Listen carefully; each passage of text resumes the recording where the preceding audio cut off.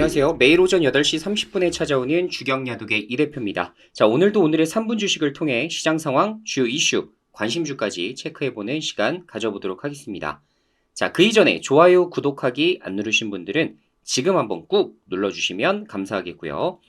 자, 미국 시황부터 체크해보겠습니다. 다우지수 0.07% 상승, 나스닥 지수 1.6% 하락했습니다. 자, 9주 연속 상승 랠리를 거쳐왔었던 미국 시장이었기 때문에 자, 금주 같은 경우는 이제 숨고르기 장세로 스타트를 끊어내는 모습입니다. 자, 지금 현재 시장에서 악재로 보고 있는 것들 중에 하나는 시가총액 상위 종목에서 좀 부진했다라는 소식이 전해지기 시작하는데요. 아이폰 15 판매가 이제 부진을 띠게 되면서 현재 애플에 대한 비중을 축소하라라는 증권가 레포트도 좀 나오고 있는 시점이고요. 하다못해 17% 정도의 손실 가능성까지 대두가 되기 시작하면서 현재 지금 애플 위주로 좀 크게 밀렸습니다. 자, 엔비디아도 3% 정도의 하락, 그리고 인텔도 마이너스 5%가량의 하락이 나온 시장이기 때문에 오늘 빅테크 관련된 우리 종목들도 사실상 주가가 좀 밀리는 이런 상황이 발생할 수 있겠다. 이렇게 우리가 정리해 볼 수 있을 것 같고요. 자, 중요한 이번 주 이슈로는 3일날 12월 FOMC 회의록이 공개가 되고 5일 비농업 고용보고서가 공개된다라는 말씀을 드린 바 있었죠. 아마 특별한 악재 이런 것들은 나타나지 않을 전망이긴 합니다만 현재 미 시장이 조금 밀리는 관계로 국내 시장의 조정도 우리가 염두를 해두고 시장에 적절한 대응을 해 나가야 되지 않나라는 생각을 말씀드릴 수 있을 것 같습니다. 자, 첫 번째 이슈부터 살펴볼 건데요. 자, 이재명 피스백 이낙연 신당 창당을 이달 말로 늦출 것 같다라는 이러한 뉴스 언론 보도가 있었네요. 자, 안타깝게도 어제 이제 뭐 이재명 이제 후보가 이제 피습을 좀 당하게 좀 됐는데, 자, 결론적으로 원래 이낙연은 신당 창당을 1월 3일 내지 1월 4일 정도로 예상을 좀 하고 있었습니다. 자, 그런데 지금 현재 뭐 불난집에 부채질을 해서는 안 된다라는 이런 또 전망들이 좀 있다 보니까 아마 신당 창당에 대한 소식을 좀 뒤로 미룰 가능성도 있어 보이긴 합니다. 제가 선뉴스 관련해서는 보통 가급적이면 이런 정치 관련된 이슈들을 거의 확인하지 않는 이유 중에 하나가 거의 이제 예정된 날짜에 진행되는 경우를 거의 못 봤죠.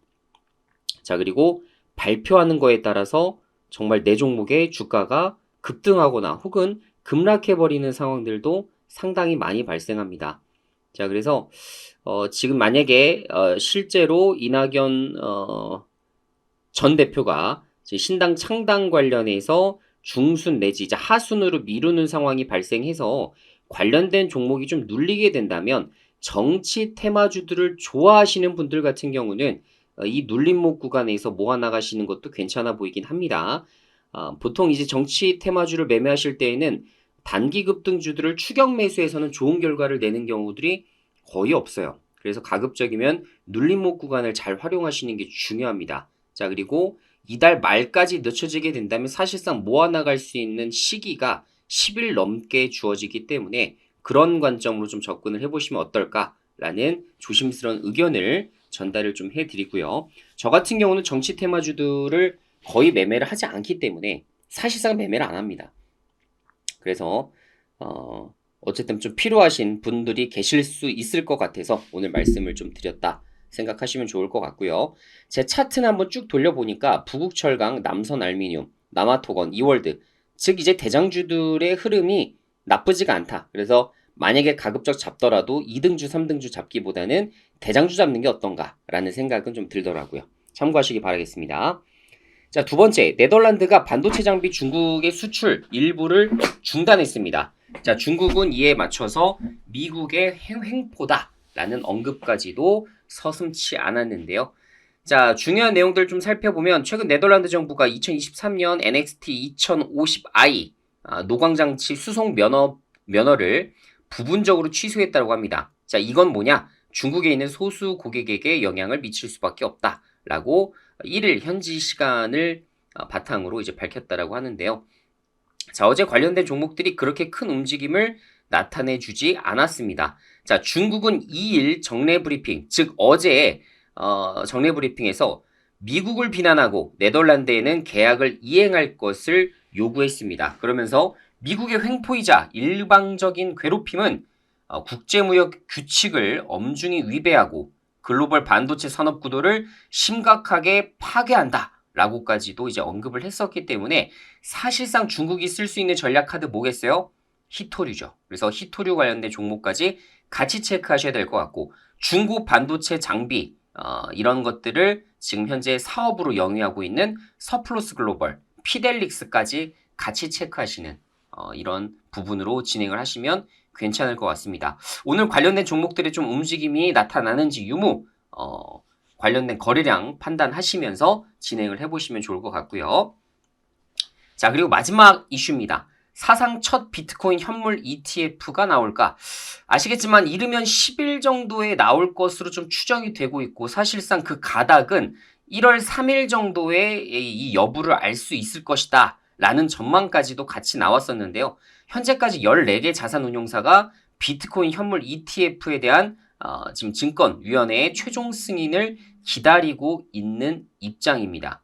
자, 그런데 그동안 지금 증권거래위원회는 시장 조작에 대한 우려와 발행자가 투자자를 보호하지 못한다는 이유로 현물 ETF를 계속 거부해 왔었죠.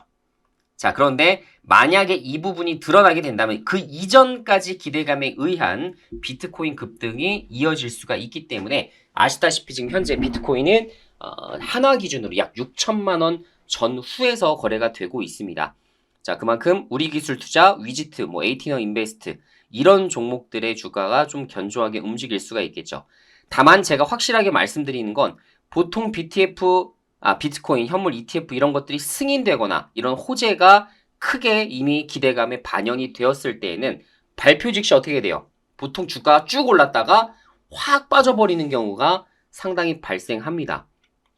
그래서 가급적이면 지금 ETF 이거 승인됐는데 더 가는 거 아니야? 라는 생각으로 뒤늦게 뛰어들기보다는 그 이전의 기대감에 의한 급등이 나올 수 있을 때 한 차례 매매 그리고 그 이후에 주가가 크게 눌릴 때 비트코인 1개월, 2개월 정도를 장기적으로 서서히 매집해 나가는 이런 형태로 매매를 하시는 것이 훨씬 더 좋을 것 같다는 생각은 좀 들긴 합니다.